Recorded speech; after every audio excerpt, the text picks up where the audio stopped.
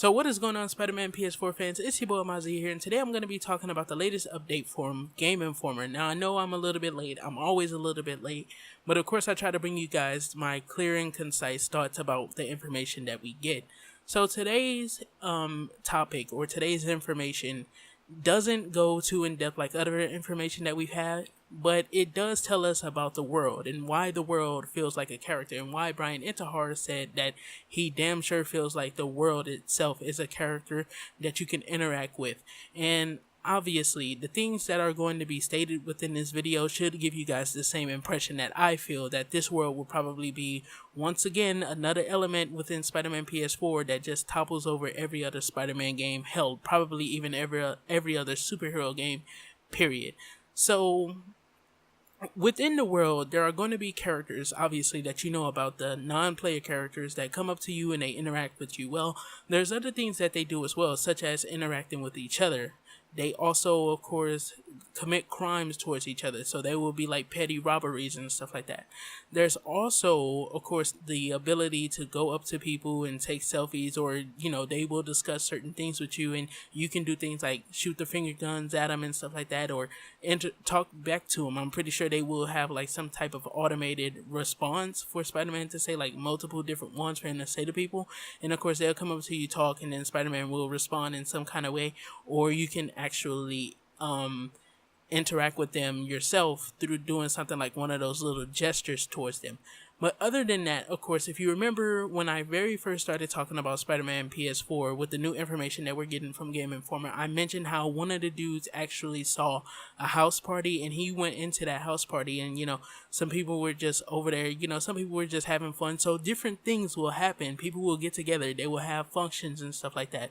There are people within the city that actually don't like Spider-Man at all, and there's actually going to be a Joe Jonah Jameson podcast that will actually, I guess, update you on your progress and how the city feels about you. As of course, I'm pretty sure that's what that is going to be, because sometimes you can tune into it and other times you can't. So I'm pretty sure it's going to serve as like a little progress meter. In the Amazing Spider-Man 2, there was a little progress meter, but it was annoying because if you weren't doing anything, it went down, and it went down faster than just as fast as it went up. So if you were building it up, if you did a lot of crimes, by the time you probably finished a story mission and came back to the city and just were free roaming, you would probably be right at about when, of course, you will fall into the negative, which would cause, of course, people to dislike you, and it would obviously cause like the enemies and stuff to come out and try and attack you, which was very, very annoying. But with this game, it will have like a system, a progress system for the city itself, and I'm guessing that if people really don't like you, then crime will become rampant.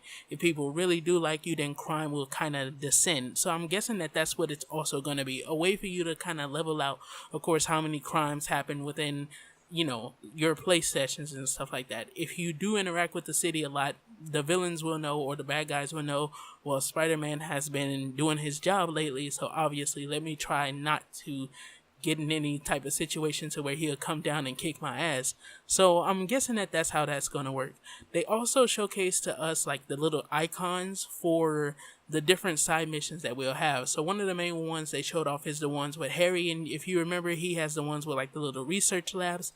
So he passes by one of them and he has like this little vocal recording to where he says, "Oh, I think one of those bases are around here." So obviously, or one of those research centers are around here. So obviously there's that stuff too. And there's just so many different little touches and stuff that are going to be within Spider-Man Ps4. It's going to be a crazy experience. The city feels alive, and it's just one of those elements, once again, that I think says that Spider-Man Ps4 will be the best superhero comic book based video games of all time. It just sounds so fucking amazing. The world sounding alive, it's exactly what we need to hear, because one of the main things about Spider-Man isn't just that he's Spider-Man, isn't just that he's Peter Parker, or even the characters that he obviously gets engaged with, such as like Mary Jane and of course Gwen Stacy, or Aunt May, Uncle Ben, other characters, Eddie Brock. All of that stuff is important, but what's also important is the reception from the people of Spider-Man. That's what kind of fuels him to keep going, because Peter Parker do fall into some like depressive ruts So of course, people actually wanting him to keep going, people giving him their good graces, is what keeps him being the Spider-Man. Sometimes in some stories, obviously he doubts himself, and the people and their support is what makes him always get back in that suit and go save the day once again. And that stuff being within this game is something I think that is also going to kind of encourage players to come back again, because of course they had that same feeling that we know that Peter Parker has within some of the stories. So definitely Insomniac, kudos to you for doing all of this stuff, man. Everything that you guys have been doing, and kudos to Marvel. I never give them guys enough credit, because there is some, of course, touch of Marvel in there to where they actually do get engaged with the development of the game. So kudos to Marvel too. You guys are bringing everything together just perfectly. And I need to also start crediting, of course, the reporters for these articles. So let me go ahead and get back to the article page and go up. Who wrote this article? And shout out to Andrew Reiner, who wrote the article. Definitely, dude, the information that you provided sounds damn good, and it just gets me more hyped to play Spider-Man Ps4. So thank you guys so much for tuning into the video. If you enjoyed it, hit that like button and hit that subscribe button for more Spider-Man Ps4 news. And I'm going to catch you guys in the next one. Peace the heck out.